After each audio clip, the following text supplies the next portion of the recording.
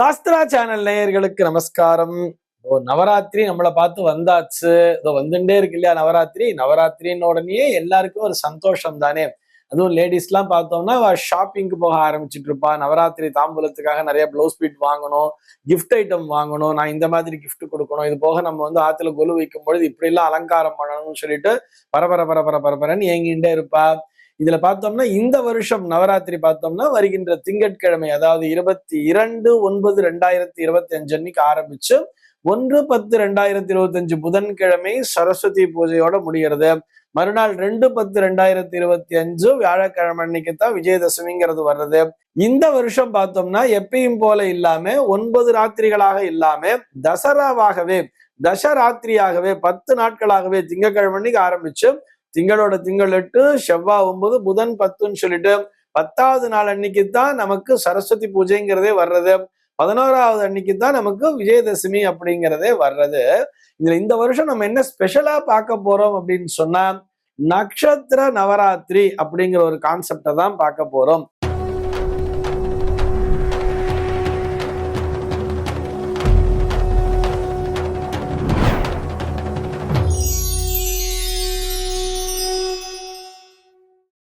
இது என்ன நட்சத்திர நவராத்திரி அப்படிங்கிறத பாக்குறதுக்கு முன்னாடி நிறைய நேயர்கள் தொடர்ந்து சந்தேகத்தை கேட்டுட்டே இருக்க அந்த நவராத்திரி பத்தி. எங்க ஆத்துல கொலு வைக்கிற பழக்கம் இல்லை, நாங்க புதுசா கொலு வைக்கலாமான்னு கேட்கிறா. இதுக்கு நம்ம ஏற்கனவே நம்முடைய அனுதினம் ஆனந்தம் எபிசோட்ல பதில் சொல்லியிருக்கோம். தாராளமா நீங்க புதுசா கொலு வைக்கலாம். பழக்கம் இல்லைன்னா பழகிக்க வேண்டியது தானே. நிறைய விஷயங்களை புதுசா பழகிக்கிறோம் இல்லையா. நம்ம ஆடை அணிவரெல்லாம் எப்படி நம்ம பழகிக்கிறோமோ அதே மாதிரி இதுவும் ஒரு பண்டிகை தானே. இந்த பண்டிகையை புதுசா பண்றதுனால ஒரு தப்பும் இல்லையே. அம்பாளை நினைச்சு நம்ம பூஜை பண்றோம், அது கொலு வச்சு பூஜை பண்றோம், அவ்வளவுதானே. தாராளமாக செய்யலாம்.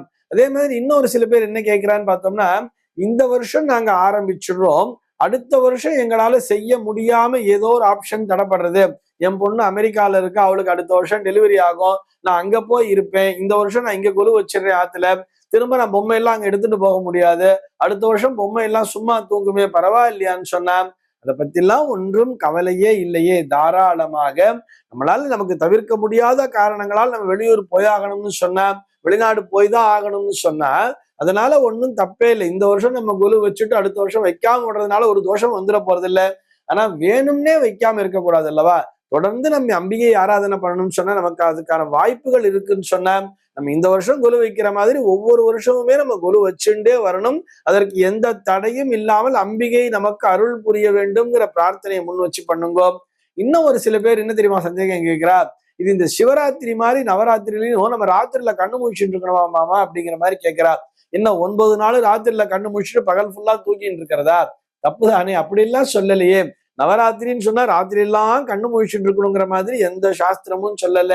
மாலை நேரத்திலே பூஜை செய்ய வேண்டும். அம்பிகை எப்ப நம்ம ஆராதனை பண்ணணும்னு சொன்னா, ஆவாகனாதி பூஜைகள் எல்லாம் பண்ணணும்னு சொன்னா மாலையில இந்த கோதூளி லக்னம்னு சொல்றா இல்லையா, சாயங்காலம் அந்த 5-6 மணிக்குள்ளாக. அதாவது பார்த்தோம்னா இந்த பசுமாடு மேய்ச்சலுக்கு போயிட்டு திரும்ப வர்ற நேரம்னு சொல்லுவா தெரியுமா, அந்த நேரத்திலே அம்பிகையை விளக்கேற்றி வச்சு ஆவாகனம் எல்லாம் பண்ண வேண்டியது, பூஜைகளை செய்ய வேண்டியது. 6-6:30 மணிக்கு மேல அப்படியே வரிசையா நம்ம மாத்துக்கு ஒவ்வொருத்தரா தாம்பூலத்துக்கு வந்துட்டு இருப்பா. அவளை கூப்பிட்டு வச்சு உக்காத்தி வச்சு நலங்கு வச்சு தாம்பூலம் கொடுக்க வேண்டியது. அதே மாதிரி நம்மளும் 4 பேர் வீட்டுக்கு போக வேண்டியது, பாடல்களை பாட வேண்டியது, நவராத்திரி கொண்டாட்டங்களை மேற்கொள்ள வேண்டியது. ராத்திரி 9 மணிக்கெல்லாம் பூஜை எல்லாத்தையும் முடிச்சுடலாமே, அதுக்கு மேல கண்ணு முழிச்சுட்டு இருக்கணும்னு யாரும் எந்த கட்டாயமும் உங்களை படுத்தல. நவராத்திரின்னு சொன்னா 9 நாளுமே ராத்திரில கண்ணு முழிச்சுட்டு இருக்கணும், பகல்ல தூங்கணுங்கிற அவசியம்லாம் எதுவுமே இல்லை. இது போக நம்ம இந்த வருஷம் ஸ்பெஷலா நட்சத்திர நவராத்திரிங்கிறத பார்க்க போறோம்னு சொன்னோம். இது என்ன நட்சத்திர நவராத்திரி அப்படின்னு சொன்னோம்னா, ஒரு நட்சத்திரம் அப்படின்னு சொன்னா உதாரணத்திற்கு நமக்கு நவராத்திரி அன்னைக்கு துவங்குற அன்னைக்கு பார்த்தோம்னா மாலை பொழுதிலே ஒரு ஹஸ்தம் நட்சத்திரம் அப்படிங்கிறது இருக்குன்னு சொன்னா, அன்றைய தேதியிலே சந்திரனானவர் ஹஸ்த நட்சத்திர காலிலே சஞ்சரித்து கொண்டிருக்கிறார். ஹஸ்த நட்சத்திர மண்டலத்திற்குள்ளாக சந்திரனானவர் சஞ்சரித்து கொண்டிருப்பார்னு அர்த்தம். சரி சார், அதுக்கும் நவராத்திரிக்கும் என்ன சம்பந்தம் சொல்லி பார்த்தோம்னா, சந்திரனுக்கும் அம்பிகைக்கும் நெருங்கிய தொடர்பு என்பது உண்டுதானே. சந்திரனுடைய பிரத்யதி தேவதையாக அந்த கௌரி அன்னையையே அம்பிகையைத்தான் சொல்கிறார்கள். சந்திரனைத்தான் மாத்ருகாரகன் என்றும் சொல்கிறார்கள். இந்த உலகத்தையே காக்கின்ற தாயாக அன்னை ஆதி பராசக்தியானவள் விளங்குகிறாள். ஆக அன்னை ஆதி பராசக்திக்கும் அந்த சந்திரனுக்கும் நெருங்கிய தொடர்பு என்பது உண்டு அப்படிங்கிறதுக்காக சொல்றோம். நம்ம பௌர்ணமி நாள்னா விசேஷமா பௌர்ணமி பூஜை பண்ணும் பொழுது அம்பிகையைத்தானே ஆராதனை பண்ணுவோம். ஆக சந்திரனுக்கும் அம்பிகைக்கும் நெருங்கிய தொடர்பு உண்டு. இன்னும் ஈஸியா புரிஞ்சுக்கணும்னு சொன்னா அபிராமி அந்தாதி நமக்கு ஞாபகத்துக்கு வரணும் தானே. அபிராமி பட்டத்தை போய் இந்த ராஜா கேட்கும்போது அமாவாசை நாள் அன்னைக்கு போய் இன்னைக்கு சந்திரன் வருமான்னு கேட்டா நிச்சயமா வரும்னு சொன்னாரு. எதனால? அந்த அம்பிகையினுடைய முகமே அவருக்கு பூரண சந்திரன வடிவடாக காட்சி அளித்ததால். ஆக சந்திரனுக்கும் அம்பிகைக்கும் நெருங்கிய தொடர்பு என்பது உண்டு. சரி சார், அதுக்கும் நவராத்திரிக்கும் என்ன சம்பந்தம் சொன்னா, உதாரணத்திற்கு ஒரு அஸ்த நட்சத்திரத்திலே சந்திரன் சஞ்சரிக்கின்ற நாள் அன்னைக்கு அந்த நவராத்திரி ஆரம்பிக்குதுன்னு சொன்னா, அந்த ஹஸ்தத்தினுடைய அதாவது அனுஜன்ம திரிஜன்ம நட்சத்திரம்னு சொல்வா. அனுஜன்ம திரிஜன்ம நட்சத்திரங்களாக ரோகிணி அஸ்தம் திருவோணம் மூன்றையும் குறிப்பிடுவார்கள். இந்த ரோகிணி அஸ்தம் திருவோணம் கான்செப்டை வச்சுண்டு அன்றைய தேதியிலே எந்த தேவதை அம்பிகையினுடைய எந்த சொரூபமானது இடம் பிடிக்கிறது, அதனை ஆராதிப்பதன் மூலமாக நமக்கு என்னென்ன மாதிரி பலன்லாம் கிடைக்க போறதுங்கிறத தான் பார்க்க போறோம். இந்த பூஜைகளை செய்வதால் இந்த நட்சத்திர நவராத்திரிங்கிற அந்த கான்செப்டை வச்சுண்டு அந்தந்த நட்சத்திரக்காரர்கள் அந்தந்த நாளிலே பூஜித்தாலும் சரி. உதாரணத்திற்கு ஒரு அஸ்த நட்சத்திரக்காரர்கள் என்று எடுத்துண்டா அந்த முதல் நாள் வரக்கூடிய முதல் நாள் பூஜையை வெகு விசேஷமான முறையிலே செய்ய வேண்டியது. அவர்கள் மட்டும்தான் செய்யணுமான்னு சொன்னா நிச்சயமாக அது போல் அல்ல. அதுல என்னென்ன கான்செப்ட் சொல்றான்னு பாத்துக்குங்கோ. அதன் மூலமாக நமக்கு என்ன பலன் கிடைக்கும்னு பாத்துக்குங்கோ. அந்த பலனானது யார் யாருக்கெல்லாம் வேண்டுமோ அவர்கள் அனைவருமே அந்த பூஜையினை மேற்கொள்ளலாம் அப்படிங்கிறதுக்காக சொல்றோம்.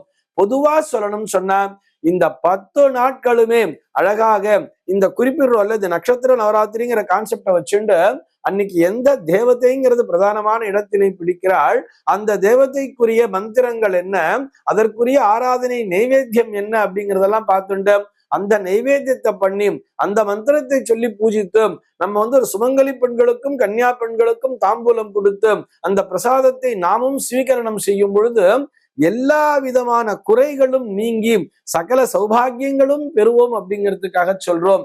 இதை நம்ம முயற்சித்து தான் பார்ப்போமே. இந்த நட்சத்திரக்காரர்கள் மட்டும்தான் செய்யணுங்கிறது இல்லை, அனைவருமே இந்த பூஜையினை மேற்கொள்ளலாம். இது போக இந்த பூஜையினை கொலு வைக்கிறவங்க மட்டும்தான் பண்ணணுங்கிறது இல்லை. எங்க ஆத்துல கொலு பழக்கம் இல்லை, நாங்க கொலு வைக்கலைன்னு சொன்னா கூட, அல்லது இந்த வருடம் எங்களுக்கு பண்டிகை இல்லை அதனால் நாங்கள் கொலு வைக்கவில்லை என்று சொன்னால் கூட, இந்த நவராத்திரி நாட்கள் என்பது அம்பிகைக்கு மிகவும் விசேஷமான நாட்கள். நமக்கு பண்டிகையே இல்லைன்னு சொன்னா கூட இது ஒரு விளக்கேத்தி பண்ணக்கூடிய பூஜை தான். இந்த நாளிலே அவசியம் இந்த பூஜையினை மேற்கொள்ள வேண்டியது. அதன் மூலமாக நமக்கு எல்லா விதமான வளங்களும் கிட்டும். தொடர்ந்து நாம் நிகழ்ச்சியை பார்ப்போம். தினந்தோறும் இந்த பூஜையை அதிலே குறிப்பிட்டிருக்கின்ற இந்த விதானத்தின்படி செய்துதான் பார்ப்போமே. சர்வே ஜனாஹ சுகினோ பவந்து.